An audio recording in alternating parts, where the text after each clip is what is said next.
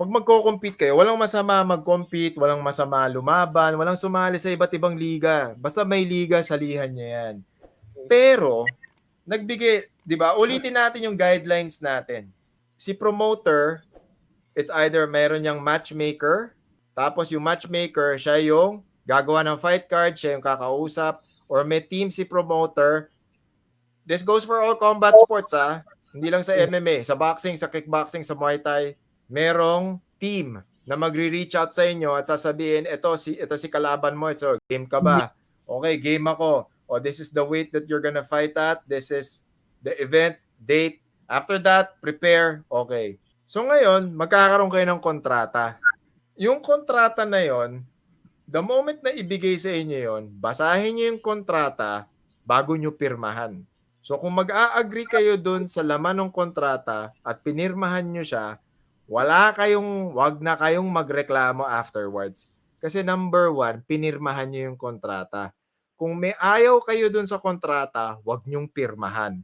Ibalik nyo dun sa promoter or sa matchmaker, tas sabihin nyo, oy, baka pwede nating tanggalin tong clause na to. Sir, baka pwede nating palitan tong clause na to kasi hindi ako nag-a-agree dyan kasi lugi ako dyan or pinirmahan nyo yan. Operations tayo ngayon. Pinirmahan nyo, sinubmit nyo.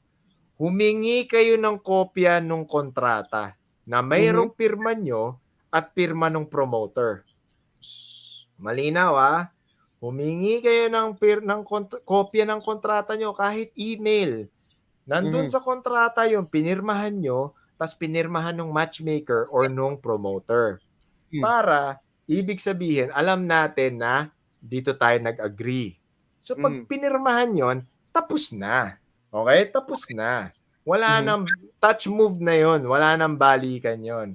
Pangalawa, depende rin to sa promotions, pero hindi siya normal practice kasi pandurugas yon. Panlalamang yon.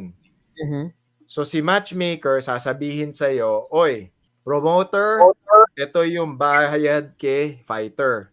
So sasabihin ngayon at lalabas 'yun sa kontrata, dapat mag-reflect 'yun sa kontrata. So ngayon, pag sinabing ang bayad sa iyo 10,000 pesos, 'di ba? Okay, payag ako sa 10,000 pesos, pipirmahan ko. Pipirma, balik yung kontrata. So dapat ang matanggap mo 10,000 pesos. Okay? Bihira or actually hindi ko alam yung kung meron mang matinong promotion or matinong matchmaker or matinong middleman. Kasi yung mga middleman, yung mga tagahanap ng laban, may separate na bayad yan from the promotion. Di ba? Yes. Parang, oy, Parang Tito fitness fee. JC, kailangan ko ng finder's fee. Kailangan ko nga pala ng mga fighters, hanapan mo ko, bayaran kita. Yun ang trabaho niya, bayad siya. So ngayon dapat yung promoter, yung middleman, yung matchmaker, dapat walang commission yan. Hindi yan dapat kumukomisyon sa fighter. Ngayon, pag meron naman kayong internal arrangement nung middleman na okay, 10,000 yung TF mo, pero magbibigay ka ng 10, 20, 30% dun sa middleman at pumayag ka, kasalanan mo na yon. Pero, kung ang unang usapan, pag lumaban ako dito, ang bayad sa akin 10,000 pesos, yun yung kontrata, hindi naman kung si Kese Hodam, Bobong Hudas yung nagbigay sa'yo ng offer, tapos all of a sudden, pagka nakuha mo na yung bayad mo, biglang sasabihin niya, ay, meron nga palang commission, oy, may finder's fee nga pala ako na 20, 30, 40%, or sabihin natin, alam ko, industry standard, 25 to 30% yan. Diba? Sa mga maximum, pag managers specifically, ang alam ko. Hindi, pero kung manager ka, ang manager 25 to 33, yung mga minimum, yung mga middleman o yung mga matchmaker, actually there's no such thing. Para sa akin, no such thing as a middleman or a matchmaker na may commission. That's scammer yan. Scammer yan. Okay? Iwasan niyo yung mga ganyan. Scammer yan, manluloko yan. To give something sa kanila, pero they cannot demand anything pagdating doon sa part na yan. Oo, hindi nagde-demand yan Tsaka ito yan kung magkakaroon man sila ng porsyento, dapat nilinaw yan bago nagbigay ng kontrata.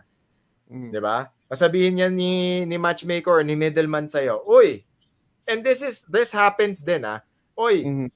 gusto mong laban, bigyan kitang laban. O ito yung bayad. For example, TF mo 10,000. Uy, Mm. 10,000. Uy, yung TF mo tawag dito. Pag natuloy yung laban, baka pwede mo naman akong bigyan ng 500 or 1,000. Mm. So pag pumayag si fighter, o di okay. Pero pag yung narinig namin na lumaban, tas all of a sudden, biglang, Ang bakit yun biglang may finder's fee? Wala naman sa usapan. oo, na ang Scammer po tayo yan, ang scammer. ang dinig natin ipagpalagay na lang natin na na 10,000. Tapos 10,000 to fight, tapos pag plus 5,000 pag nanalo ka. Ang kaso mo, biglang may iba na nakatanggap nun. Pero yung mga under someone, imbis na 10 plus 5, naging 8,000 win or lose. Nako, yan Pwede ba? din. Meron Pwede din ba? tayong narinig. Di ba, Tito JC? Tapos, Bago dumating yung laban, nag-iba ng kontrata. oo. Hindi totoo yun Wag kayong pumayag doon. Hindi yan, mali yan. Mali. Hindi yan tama. Diba, babalik tayo sa sinabi ko, pag nagkapirmahan na ng kontrata, tapos na yun, touch move na yun. May revised na kontrata, medyo shady, red flag na yan. Magtaka na kayo. Bakit? Yan ba't Tanong nyo kaagad, bakit may bagong kontrata? Ito yung pinag-usapan natin. Anong nagbago? Anong meron? Those who, ang narinig pa natin, yung mga nakadirekta, got their, whatever they were promised ng buo. Yung naging 8,000 na nga lang ang makukuha, balik ka dito after, akala ko yung una, post-dated check. Hindi. Balik ka dito after 1 week, tsaka mo kunin yung TF mo. Ano? What? Oy, Ay, naku po. yung mga may alam nito, alam nyo ba to? Yung mga narinig nyo, put it sa comment section. Totoo ba to? Based sa mga nasagap nyong chismis. May mga nagyayap, ay teka. Puta naman, wag ganun. Ba't ganun? Ito yun for transparency. URCC, minsan ang bayad niyan, diretso, spot on, minsan cheque. Modes of payment, okay. Paid to cash. Tsaka pwede mo na i-deposit. Di ba? Ano na? So still, kuha mo pa rin yung bayad mo. Ngayon lang ako nakarinig ng nakipagbugbuggan ka na, tapos, maghihintay ka pa ng isang linggo or a few more days, tapos hahabol.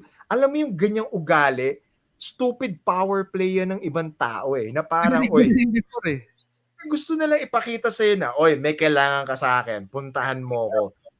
It doesn't work that way, It doesn't work that way. It is a business transaction wherein this person promises you to pay something in exchange for your service.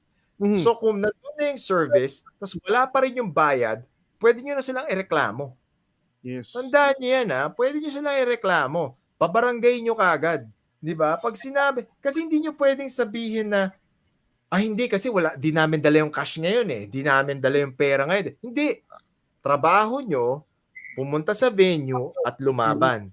Yes. Trabaho nila na bayaran kayo. Yes. Tsaka Diyos ko, pwede ng bank transfer, pwede ng GCash. Diba? Kung natatakot sila na magdala ng pera, cheque. Magpa-print out sila ng manager's check. What the fuck is that? Ano yun? Early on ng show, nag-offer na tayo. If you have any questions about any contracts, any fights that are being offered to you, the Titos of Fighting are more than welcome to help you. To give you advice kung dapat mo ba i-take yun Tama or ba not. to? Yung ibang TF in gives pa? Meron din tayo narinig na ganyan. Alam nyo, Alam nyo, sa totoo lang talaga, may mga basura talagang promotions na talagang abusado. Ako, para sa akin kung alam niyo na yung reputasyon ng mga taong nagpapatakbo ng promotions na yun, dapat wag yun na lang salihan. Wag yun nang i-risk. Kasi sayang. Tsaka ito yun kung sasali kayo doon sa mga walang kwentang promotions, hindi siya magandang look sa brand niyo Tandaan nyo, nasa mundo na tayo ng social media, 'di ba? Digital platforms na tayo. You have to create your personal brand. I-Google nyo kung ano ibig sabihin ng personal brand, okay? Kailangan nyo mag-build ng personal brand. Gusto nyo ba makilala kayo as a fighter na lumaban dun sa walang kwentang promotion, yung basurang promotion, yung promotion na hindi nagbabayad ng tao, mandurugas, bastos sa ring girls, bastos sa audience, hindi Pero ito, nagbabayad ng mga katrabaho, it's skanky it, yung administration, ano pa yung ba? isang malupit, Yung, ito yan. oh, So, may related pa dyan. Installment na nga yung bayad sa fighters minsan or balik ka dito tsaka after 1 week tsaka mo makukuha. Pero, imagine, yung ring girls, bayad agad. hindi. Diba? Kasi yung ring girls, may mga ano yan eh. May mga handler kasi yan na outside the industry. Kita nyo ah. Ito yun ah. Sige, narinig ko na rin yung kwento na yan. Nakita nyo ah. Yung ring So, girls bayad, yung fighters hindi. Doon yung makikita gano'n nila gano'n nila, para sa kanila, ito yung ring girls, ito yung tingin sa ring girls, ito yung tingin sa fighters. Tandaan nyo ah, yung mga ganyan, ang hindi ko talaga maintindihan bakit meron pa ring sumasali sa mga ganyan. Yun ang and yung ganyang trato only means one thing, they do not respect you. So why they sit respect you. yourself with them? Oo, Diba? para sa kanila, mababa kayong nilalang. Okay? Uh, MJ, Mariano Jones, I'm exaggerating, but their talent fee is really low. We're talking about 5 to 10K at the highest, di ba? I mean, if ah, you're debuting, if you're, di ba, if you're a beginner or so now for you a can main, ano no? i-follow pa siya for For a main main event? What? to 10K. For main event? Oh my gulay. Narinig ko nga, ano pa champion pa daw, 10K. 10K, yeah. Installment. Installment pa, di ba?